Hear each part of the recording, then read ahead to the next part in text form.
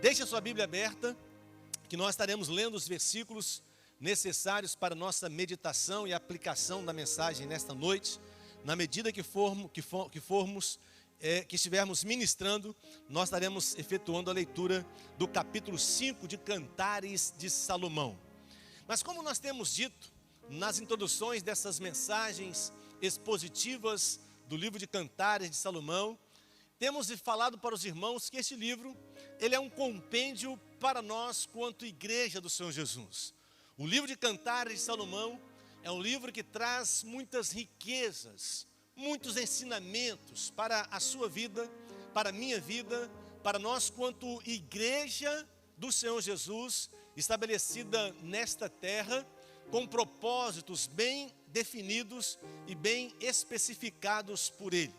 Porque no livro de Cantares de Salomão, nós encontramos mensagens poderosas que nos chamam para uma vida de maior intimidade com o Senhor, uma vida de maior comunhão com Deus, uma vida que nos tire do campo da superficialidade e podemos acrescentar da superficialidade gospel e nos introduz a um nível mais profundo de intimidade e de relacionamento com a pessoa do nosso Deus.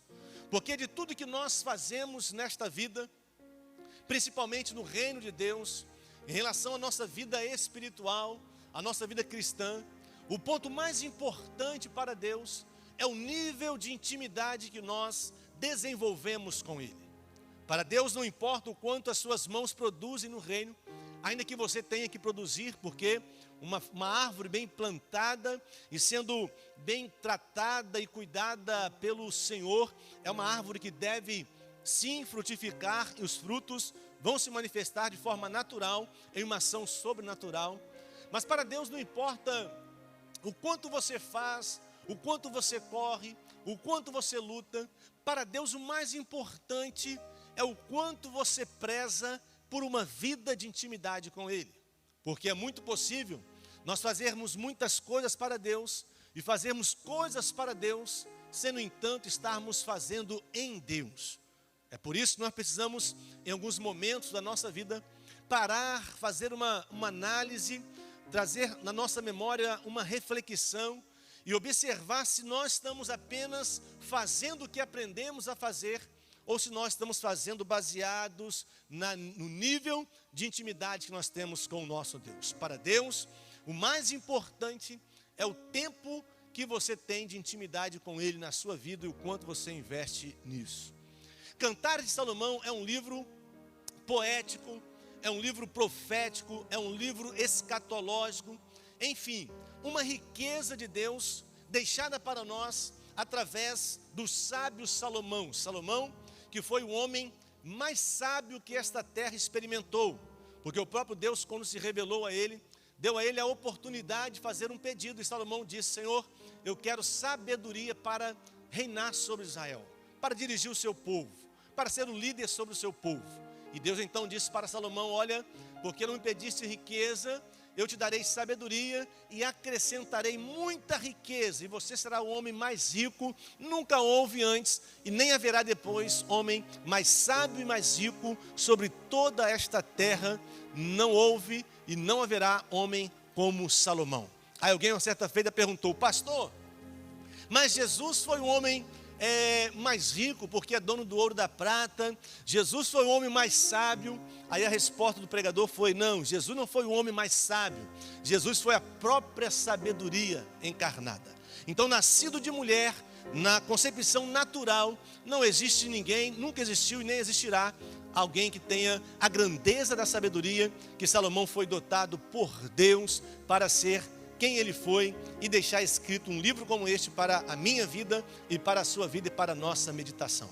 E nesta noite, pregando sobre o capítulo 5 de Cantares de Salomão, eu quero trazer 4 verdades que nós encontramos no capítulo 5 deste livro. 4 verdades que estão aqui implícitas e que nós queremos trazer à luz da revelação do Espírito Santo e ao coração da amada igreja nesta noite. A primeira verdade que nós encontramos no capítulo 5 de Salomão está justamente no primeiro versículo. Leia comigo aí, acompanhe comigo a leitura do primeiro versículo. Diz assim: já entrei no meu jardim, minha irmã, minha esposa, colhi a minha mirra com a minha especiaria, comi o meu favo com o meu mel, bebi o meu vinho com o meu leite. Comei, amigos, bebei abundantemente, ó amados. Nesse versículo 1 do capítulo 5 de Cantares, nós encontramos a primeira verdade de uma forma implícita, porém destacada nesse versículo. E a primeira verdade é que Cristo está presente na igreja. Diga assim: Jesus está presente na igreja. O capítulo 4 que nós pregamos na quinta-feira passada termina com a noiva convidando o noivo para entrar no seu jardim. No versículo 16, termina dizendo assim no capítulo 4: entre o meu amado no seu jardim e coma os seus frutos excelentes. Mas no capítulo 5 que nós começamos a analisar nesta noite, começa com um noivo declarando que ele já entrou no jardim.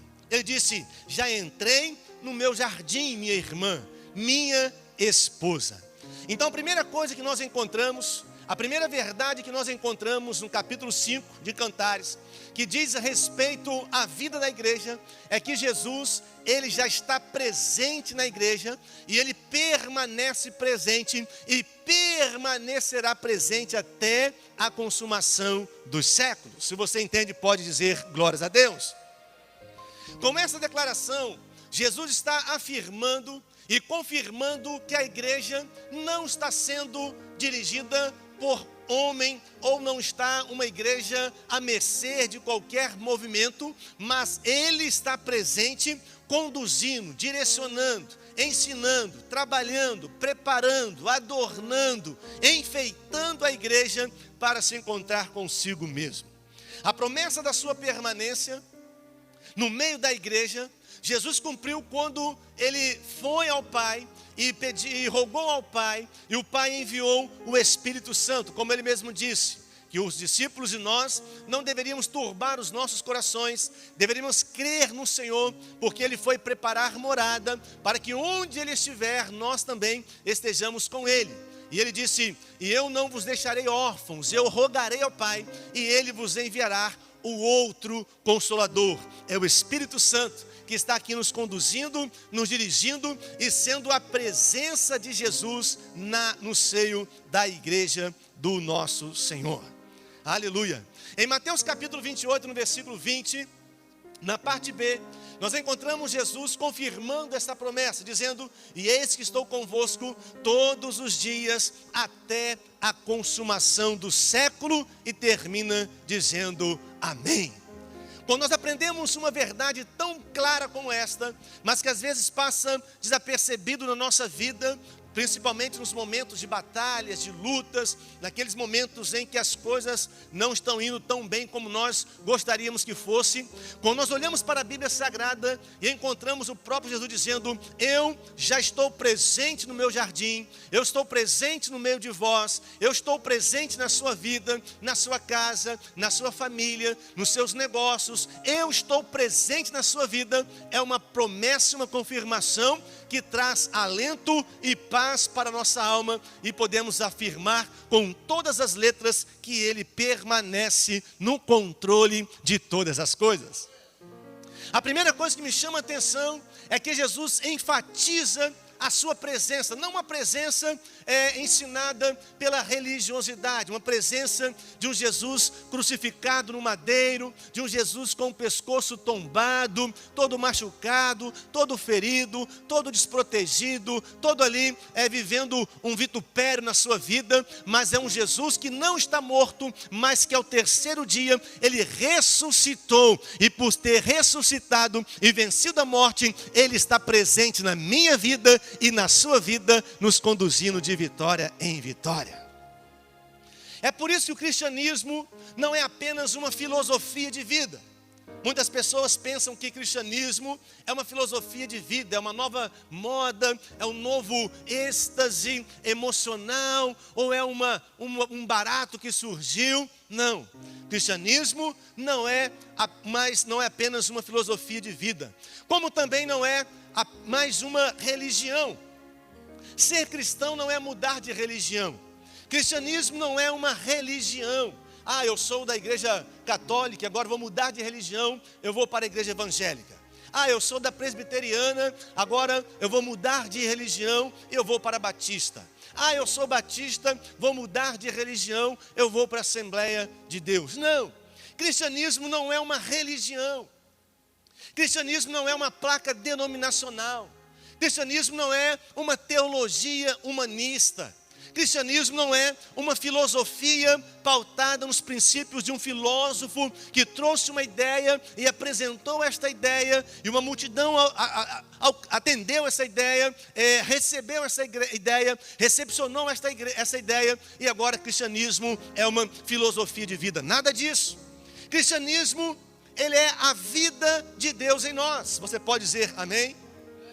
Cristianismo é o verbo de Deus em nós. É Cristo ressurreto em nós, é o próprio Deus dentro de nós. Cristianismo é o reino de Deus implantado em nós. Cristianismo é mudança total de vida, pois é impossível nascer de novo e continuar tendo prazer nas coisas velhas.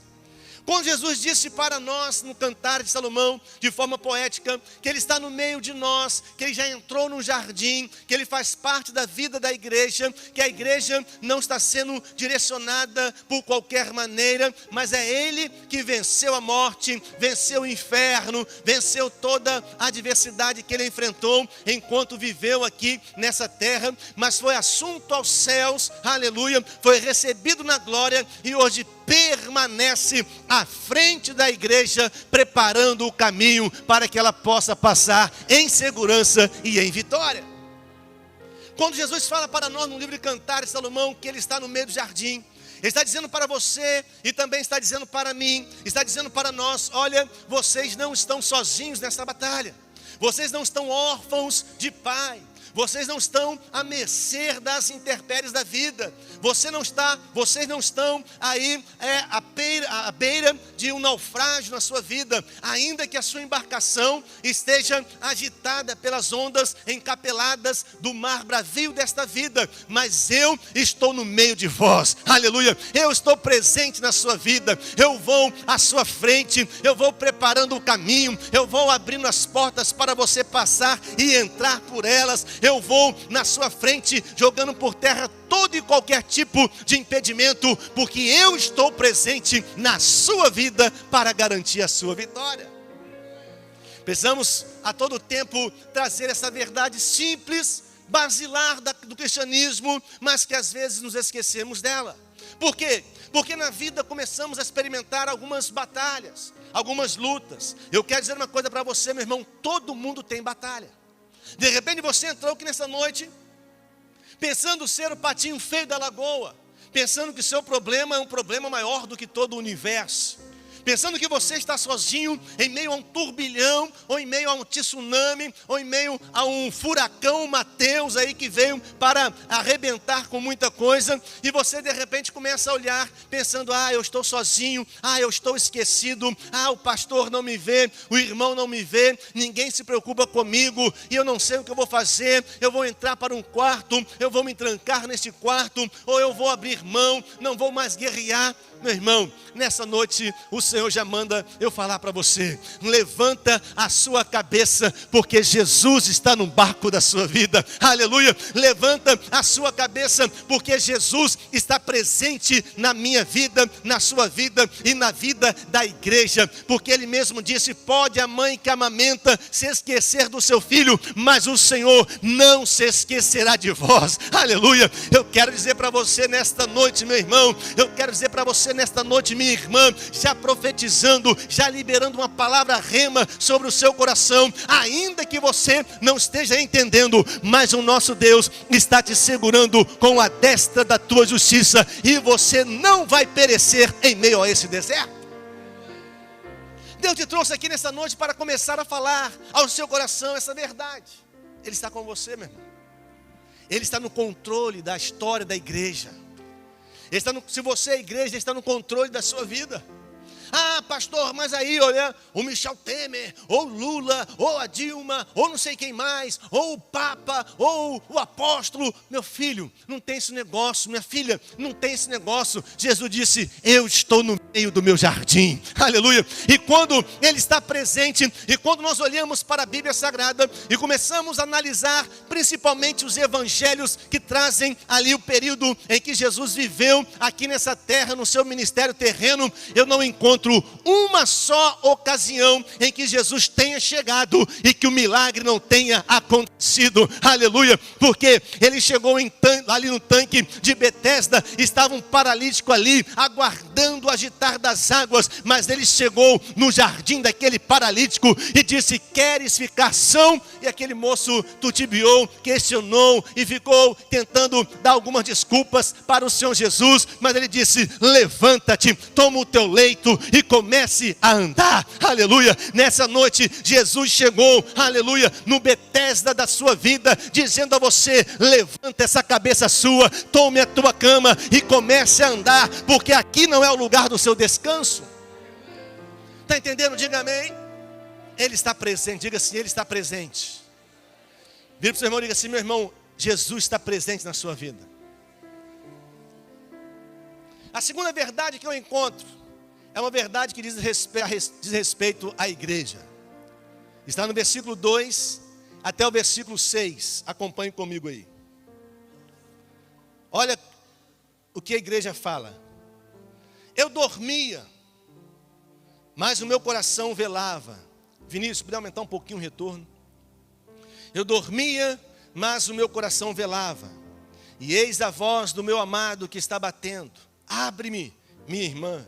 Meu amor, pomba minha, imaculada minha, porque a minha cabeça está cheia de orvalho, os meus cabelos das gotas da noite. Aí verso 3, já despi a minha roupa, como a tornarei a vestir? Já lavei os meus pés, como os tornarei a sujar? O meu amado pôs a sua mão pela fresta da porta, e as minhas entranhas estremeceram por amor dele.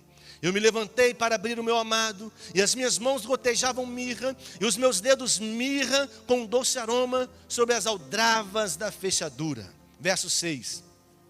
Eu abri ao meu amado, mas já o meu amado tinha se retirado e tinha ido. A minha alma desfaleceu quando ele falou. Busquei-o e não o achei. Chamei-o e não me respondeu. Diga misericórdia. A segunda verdade que esse texto nos fala, do versículo 2 até o versículo 6, é que existe uma igreja, preste bem atenção, existe uma igreja que acredita em Deus, existe uma igreja que crê em Deus, mas que ainda permanece adormecida. Diga misericórdia.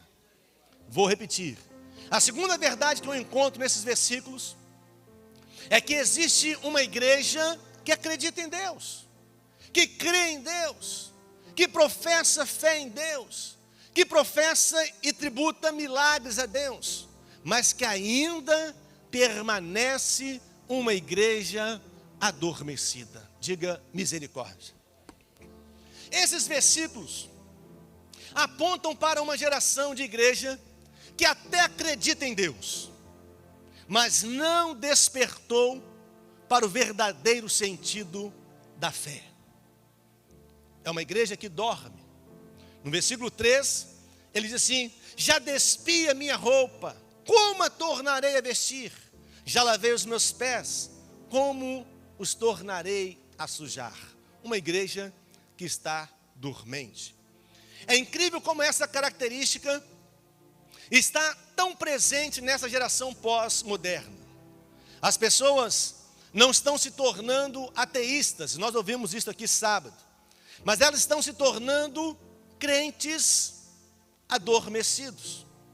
Essa igreja declara que o coração dela velava, estava atento, crendo, testemunhando, mas a sua crença não lhe gerava mudança de vida, pois era uma fé muito mais antropóloga do que uma fé cristocêntrica. Olha o versículo 4 que diz aí: o meu amado pôs a sua mão pela fresta da porta, e as minhas entranhas estremeceram por amor dele. É uma igreja que até crê, que até estremece diante da presença de Deus. É uma igreja que até testemunha acerca do próprio Deus, mas que a sua vida está uma vida ainda dormente. Pessoas que estão no meio da igreja, quando falamos igreja agora no sentido universal, frequentam os templos, frequentam as liturgias, cantam os hinos que nós cantamos, pregam a Bíblia Sagrada, dão testemunho, até profetizam, mas ainda estão adormecidas. É o tipo da igreja que está presente neste século que nós fazemos parte dele como sociedade pós-modernas. Pessoas que se apegam ao fato de que Deus conhece o seu coração. É muito comum isso hoje em dia. Pessoas dando testemunho em nome de Deus, pessoas com a vida toda enrolada, toda comprometida com o pecado, com as mazelas deste mundo, mas dando testemunho em nome de Deus, dizendo: não, eu orei e Deus operou um milagre, eu orei e a minha vitória chegou, eu clamei e Deus me ouviu. É verdade, Deus ouve o clamor, e não é o clamor apenas do bonzinho, porque senão não viria clamor de ninguém. Deus ouve a oração, Deus ouve a súplica, opera milagre, mas o fato de Deus ouvir, operar milagre, não significa que esta pessoa se tornou uma igreja fiel ao Senhor, e ainda há um risco ainda maior, que por conta dos seus testemunhos de vida, ele não mude a sua história e a sua trajetória de vida. Quantos estão entendendo? Digam amém. São pessoas que pensam que em nome do amor, tudo se pode. Pessoas que vivem dando desculpas para não assumirem os seus próprios erros. Uma igreja que acredita em Deus, mas que ainda permanece adormecida, é aquela igreja que até dá testemunhos de milagres, mas a sua vida ainda não foi transformada pelo maior milagre que o homem pode experimentar, que é o milagre da regeneração, o novo nascimento. Neste ponto precisamos destacar que apenas um milagre não é suficiente para declarar a aprovação de Deus em nossas vidas. Pessoas podem receber milagres, mesmo sendo reprovadas por Deus. Milagres acontecem pela compaixão de Deus, pela compaixão do nosso Deus. Mas salvação acontece pela remissão que nós alcançamos pelo sangue do Cordeiro que tira o pecado do mundo. Constam comigo que digam amém. Quando eu preparava essa mensagem, Deus vai nos dando matéria-prima para estarmos pregando. E ontem eu estava em casa assistindo um programa de televisão, juntamente com a Joyce, ontem à noite. Estava um moço, todo travestido, de silicone, cabelo transformado, um corpo moldado em um molde feminino. E ali ele falando sobre a sua vida de relacionamento com o seu parceiro, que ele chama de marido. E ele se diz ser a esposa. Chegou até mesmo a dizer que a sua relação não era homoafetiva, era uma relação heterossexual, porque ele não se via como homem, mas se via como mulher.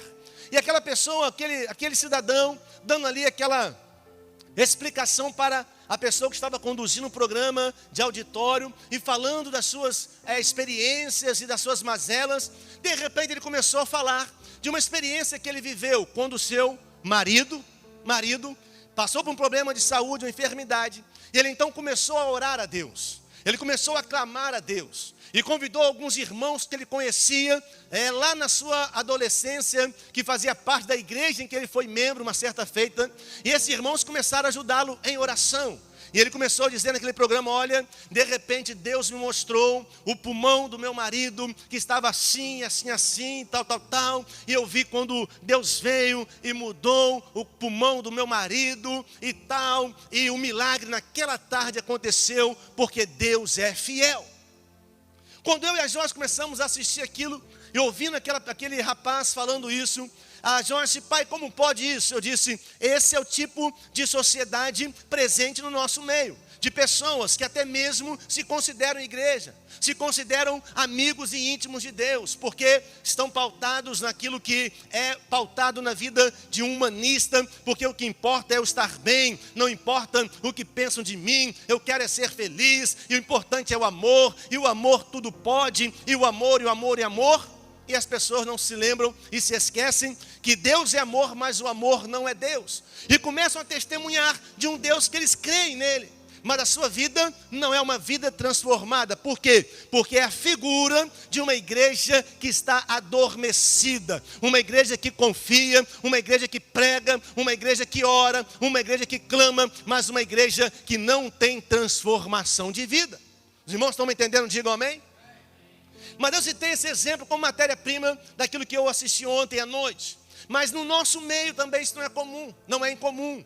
No nosso meio tem pessoas que cantam, tem pessoas que pregam, tem pessoas que dão testemunhos, mas a sua vida não expressa nenhuma transformação de vida. Sai daqui e continua com as mesmas práticas mundanas, continua com o mesmo pecadinho de estimação, sai daqui e continua fornicando, sai daqui e continua adulterando, sai daqui e continua dando tombo nos outros. Mas nessa noite o Senhor quer mudar a minha vida, quer mudar a sua vida, porque nós não podemos ser uma igreja adormecida, mas precisamos ser uma igreja que desperta na sua função, no seu papel, e que influencia a sociedade em que ela está estabelecida para a glória do nome do Senhor Jesus.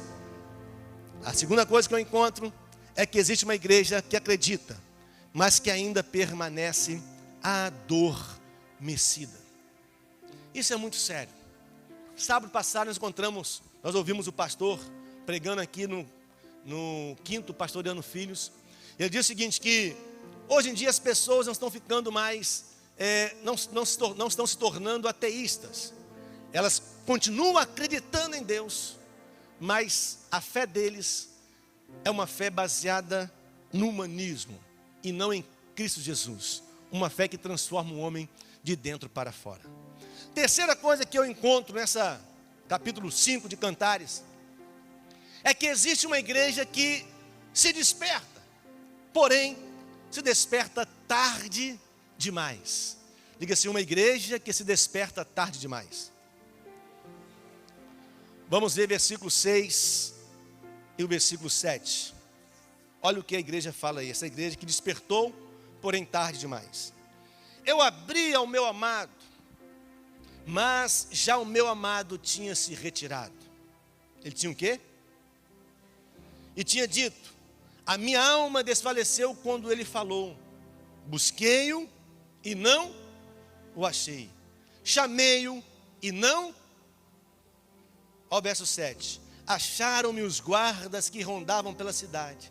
Espancaram-me, feriram-me, tiraram-me o manto, os guardas do muro. A terceira verdade é que existe uma igreja que se despertará, porém, tarde demais. Diga misericórdia. Volto a dizer, estamos pregando mensagens expositivas, apresentando versículo por versículo do texto da palavra do Senhor Jesus. Há um tipo de igreja que quando ela se despertar para a verdade, será tarde demais. Diga misericórdia. No versículo 7 fala do sofrimento que essa igreja tardia em despertar vai enfrentar na grande tribulação. Pastor, o que é isso? Vai ficar uma igreja aí? Vai. A igreja adormecida que quando se despertar já foi tarde demais. Vai ficar aqui na grande tribulação. Vai ficar aqui dando testemunho. Vai ficar aqui dizendo assim, olha, eu participei de uma igreja que o pastor pregava sobre arrebatamento, eu não cria. Eu participei de uma igreja que o pastor pregava sobre intimidade com Deus, e eu até acreditava, mas não mudava de vida. Será a igreja que terá a consciência de que teve a oportunidade de viver em intimidade com o noivo, mas não soube aproveitar esta oportunidade? Diga misericórdia. Essa igreja será representada por aqueles, como eu disse, que estiveram presentes nas congregações, mas que não souberam valorizar o tempo da graça. Isso é sério, irmãos. Essa igreja é aquela que abusou da graça de Deus. Uma igreja que não soube se relacionar com a graça. Fez da graça a sua própria desgraça. Por quê? Porque é uma igreja permissiva. É uma pessoa que entrou para o campo da permissividade. Tudo pode, nada a ver, não é assim, a geração é outra, a Bíblia e tal, porque esse versículo e esse contexto foi dando desculpas para não se render e entender que a graça, favor imerecido, não tira de nós a nossa responsabilidade num processo da intimidade com Deus. Estão me entendendo? Digam amém? Porque tem uma palavra que eu gosto dela, que diz que Deus muito mais interage segundo as nossas atitudes do que propriamente age segundo a sua soberania. Ou seja, a minha ação vai gerar uma reação em Deus, a minha atitude vai trazer a ação de Deus sobre a minha vida. É um trabalho, é uma via de mão dupla. Deus já fez tudo o que precisava ser feito, mas eu tenho uma parcela de responsabilidade nesta vida de intimidade com o Senhor. Após o arrebatamento da igreja fiel, preste bem atenção nisso, haverá na terra uma igreja infiel, que foi encontrada desprovida de azeite, e que vai enfrentar a grande tribulação, clamando a Israel, para que ele ache o noivo para ela. Está no versículo 8, olha que coisa linda aí, versículo 8. Olha, conjuro-vos, ó filha de Jerusalém, que se achardes o meu amado, lhe digais que estou enferma de amor. Está entendendo? Não está comigo aqui? Diga amém. Essa é uma igreja que teve tudo para experimentar do melhor de Deus. E até experimentou de milagres, sinais, prodígios, maravilhas, prosperidades. Deu testemunho, expressou a grandeza de Deus, mas não se agarrou e não se firmou nos princípios e nos moldes da palavra do Senhor nosso Deus e do Senhor nosso Pai. Com isso a igreja foi arrebatada, a igreja fiel, que será a última que eu vou falar, foi arrebatada, foi arrancada dessa terra, foi arrancada para se encontrar com Cristo nas nuvens, nos ares, para entrar para as bodas do Cordeiro. E esta igreja adormecida, uma igreja que quando desperta tarde demais, vai ficar aqui nessa terra, enfrentando aquilo que a palavra de Deus nos ensina que vai acontecer, porque a palavra ela vai se cumprir. Passarão os céus, passarão a terra, mas a palavra do Senhor não passará. Essa é a igreja infiel que vai permanecer aqui e agora vai clamar por Israel, para que Israel ache o noivo que tanto ela amou, mas que agora não está mais próxima a ele, próximo a ela. Está entendendo? Diga amém. Porque após o arrebatamento da igreja, o relógio de Deus se abrirá para Israel. Deus vai começar então agora a tratar com a nação de Israel, que vai viver o tempo do cumprimento das profecias ditas por Daniel e por alguns profetas.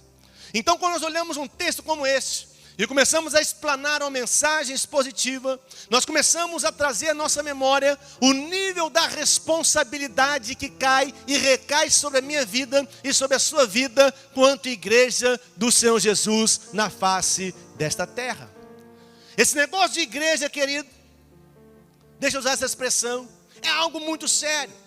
Tem muita gente brincando de igreja, tem muita gente abrindo igreja de qualquer maneira, querendo ser pastor, querendo ser missionário, querendo ser apóstolo, querendo ser bispo, querendo ter um microfone na mão para pregar, para anunciar, alguns abrindo para querendo ganhar dinheiro, querendo se promover, mas igreja é algo muito sério. A coisa mais séria que nós podemos experimentar nesta terra é a vida da igreja. Por quê? Porque quanto mais nós conhecemos o poder da palavra, mais potencializa a nossa responsabilidade em obedecê-la. É por isso que nós precisamos valorizar um momento como este aqui, ó.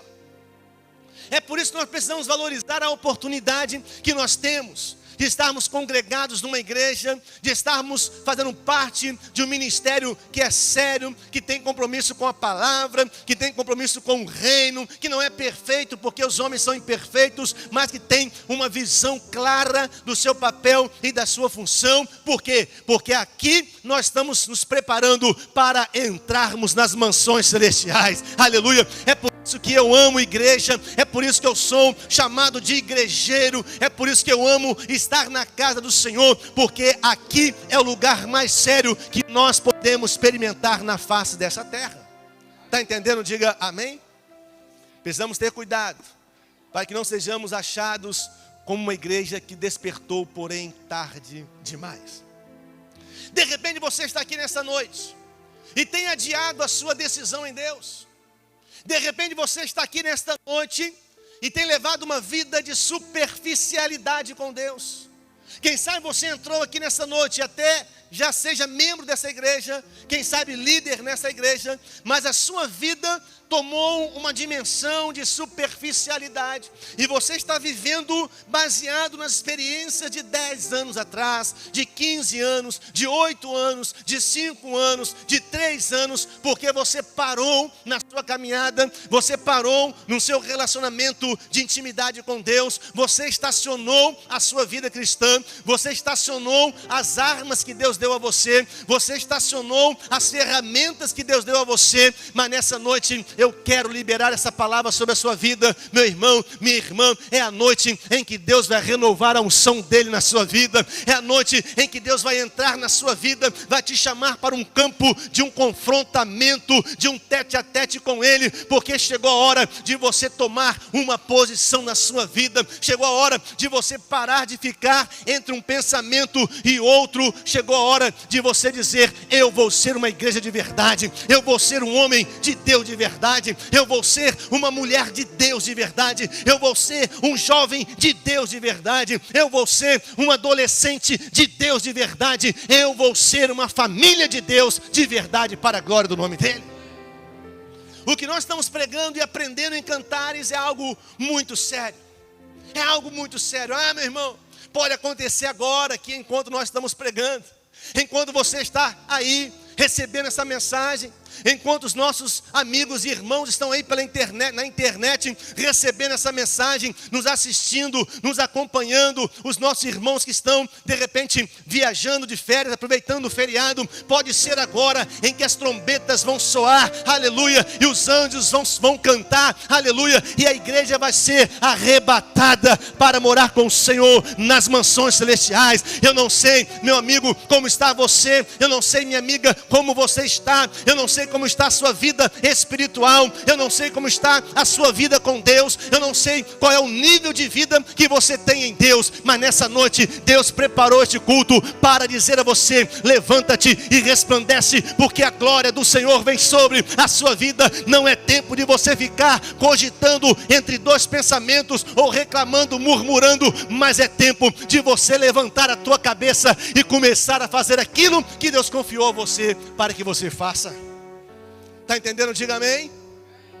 Chegou a hora, meu irmão, a hora é agora, porque nesse texto tem uma igreja que até foi despertada, porém tarde demais.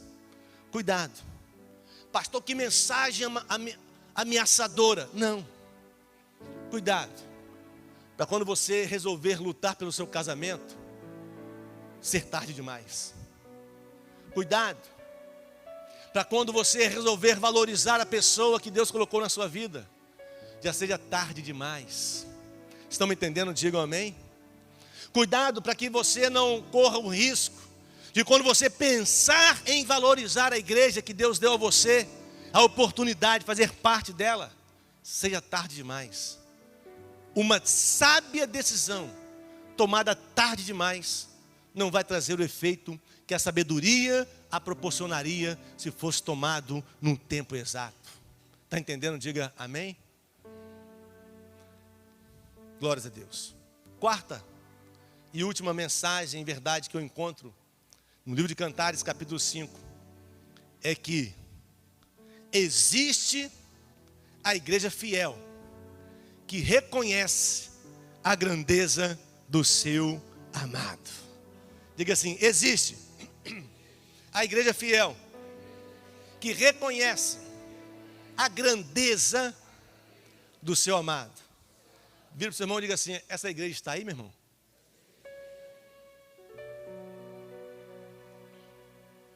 Vamos ler do versículo 10 até o versículo 16. Olha aí. O meu amado é branco e rosado. Ele é o primeiro entre 10.000. A sua cabeça é como ouro mais apurado. Os seus cabelos são crespos, pretos como o corvo. Os seus olhos são como os das pombas, junto às correntes das águas. Lavados em leite, postos em engaste. As suas faces são como um canteiro de bálsamo, como flores perfumadas. Os seus lábios são como lírios gotejando mirra com doce aroma. As suas mãos são como anéis de ouro engastados de berilo. O seu ventre como alvo marfim, coberto de safiras. As suas pernas como colunas de mármore, colocadas sobre bases de ouro puro. O seu aspecto como o Líbano, excelente como os cedros. A sua boca é muitíssimo suave. Sim, ele é totalmente desejável. Tal é o meu amado e tal o meu amigo, ó filhas de Jerusalém. Diga amém.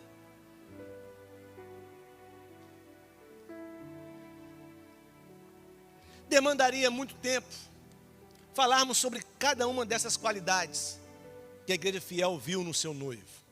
Mas vamos, por questão de tempo e aplicabilidade, falar sobre a presença dessa igreja fiel que reconhece a grandeza do seu amado. Olha como é que ele fala aí. O meu amado é branco e rosado. Interessante isso aqui. Ao mesmo tempo que a igreja fiel vê o seu amado alvo, branco como a neve, para dar realce à sua pureza, também o vê com uma cor rosada, mostrando a cor do seu sangue, a cor do sangue que foi derramado num calvário por amor à igreja. Apesar de serem essas as palavras de uma igreja que despertou tarde, podemos aplicar dizendo que essas devem representar a fala de uma igreja fiel. Diga assim: uma igreja fiel, ela reconhece a grandiosidade do seu Senhor. A igreja fiel é aquela a qual o seu compromisso maior é o de manifestar a grandeza de Deus. Essa é uma igreja que não busca a aprovação do mundo.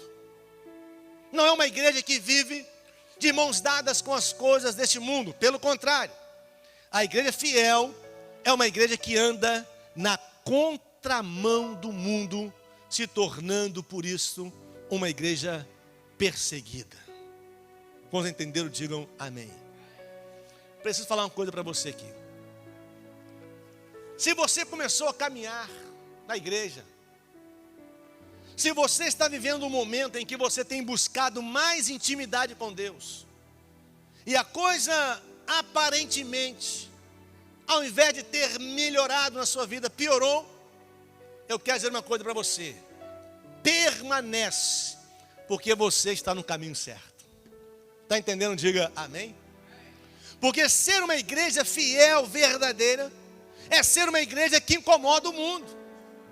É ser uma igreja que incomoda as pessoas que estão ao nosso lado e que não tem compromisso com este Deus.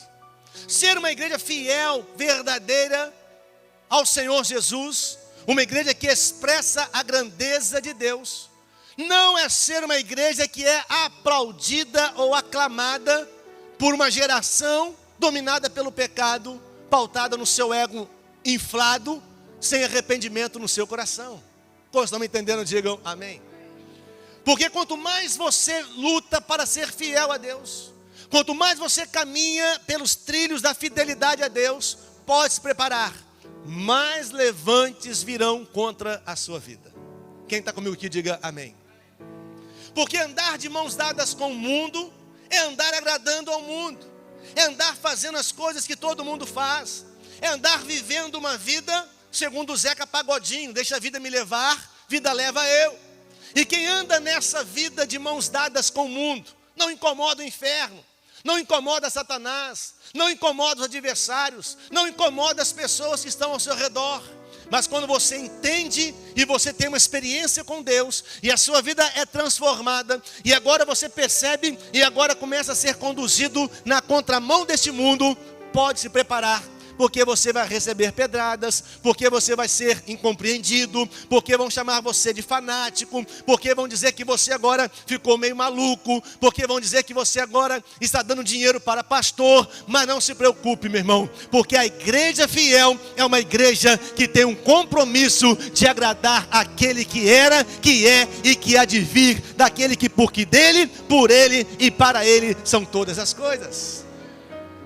De repente você entrou aqui nessa noite precisando dessa resposta, dizendo: ah, pastor, depois que eu me batizei, tem uma turma nova aqui. Ah, pastor, depois que eu entrei para esse negócio de célula. Ah, pastor, depois que eu entrei para esse campo da intimidade, buscando mais, orando mais, vindo à igreja, parece que tudo piorou, parece que tudo ficou ao contrário a mim. Eu quero dizer a você, é desse jeito mesmo, mas permanece nessa direção. Por quê? Porque esse é o caminho que Deus vai usar para exaltar a sua vida. Aleluia. Você pode até está sendo perseguido, pode até estar sendo humilhado, mas o desafio para você é: permanece fiel a Deus, porque no tempo oportuno Ele vai te exaltar para a glória do nome dEle. A igreja fiel está presente aqui, a igreja que olha e exalta os olhos do seu Senhor, a igreja que olha e exalta os cabelos do Senhor, a igreja que olha e exalta as pernas como de marfins, mostrando firmeza e segurança e sustentabilidade. É a igreja que vive o que prega o que vive, e acredita no que prega e no que vive. Quantos estão comigo? Digam amém. Alguém disse, um autor desconhecido falou assim: a igreja vive em perigo, não quando está sendo perseguida pelo mundo, mas sim quando o mundo a está aplaudindo. Vou repetir: a igreja vive em perigo, não quando está sendo perseguida pelo mundo, mas sim quando o mundo a está aplaudindo. Misericórdia. Preste bem atenção, meu irmão. Se você está sendo aplaudido o tempo todo da sua vida, reveja a sua vida cristã. Se você está sendo ovacionado todo o tempo da sua vida, reveja a sua postura cristã. Porque uma vida cristã de fidelidade é uma vida que as pedradas virão, as perseguições virão, as calúnias virão, as pessoas te abandonarão, as pessoas questionarão aquilo que você crê, pessoas próximas a você vão se levantar de forma que você não vai entender. Por quê? Porque a fidelidade a Deus, a fidelidade à palavra do Senhor move o mundo espiritual. E nós vivemos numa sociedade pautada na infidelidade, na deslealdade, na falta de comprometimento, na falta de palavra, na falta de princípios da palavra do Senhor Jesus. Mas é no meio dessas densas trevas que a igreja fiel deve acender a sua luz e deve brilhar. Aleluia. É no meio das trevas que você deve entrar e dizer: eu cheguei aqui, por isso as trevas não irão prevalecer. Eu cheguei aqui como igreja fiel, e as conversas vão mudar, as piadas vão mudar, o assunto vai mudar. Por quê? Porque a igreja fiel, aonde ela está, ela faz toda a diferença. Fica tranquilo, meu irmão, essa luta vai passar, essa perseguição vai passar. Aqueles que estão olhando para você hoje, estão querendo duvidar, zombar da sua postura em Deus, pode ficar tranquilo, eles serão os primeiros a dobrarem os joelhos e dizerem a você: ora por mim, porque eu preciso receber o que você tem recebido. Ore por mim, me leve na sua igreja, porque eu olho para você e eu vejo algo de especial na sua vida, porque eu olho para você e vejo um brilho diferente no seu olhar. Aleluia. Meu irmão, nessa noite, se você entrou aqui pensando em parar, pensando em retroceder, eu quero dizer a você: o Espírito Santo te trouxe a este santuário para dizer a você: permanece fiel, meu irmão, permanece fiel, minha irmã, permanece sendo a igreja fiel, porque o Senhor não fica devendo nada a ninguém. Aleluia. A igreja fiel tem um compromisso de exaltar a grandeza daquele que vive e que reina para todo sempre. Não tenha preocupação em agradar a A ou a B, mas se preocupe em agradar primeiro aquele que é o Senhor da sua vida, aquele que morreu por você e que começou nesse texto dizendo: eu estou presente no meu jardim.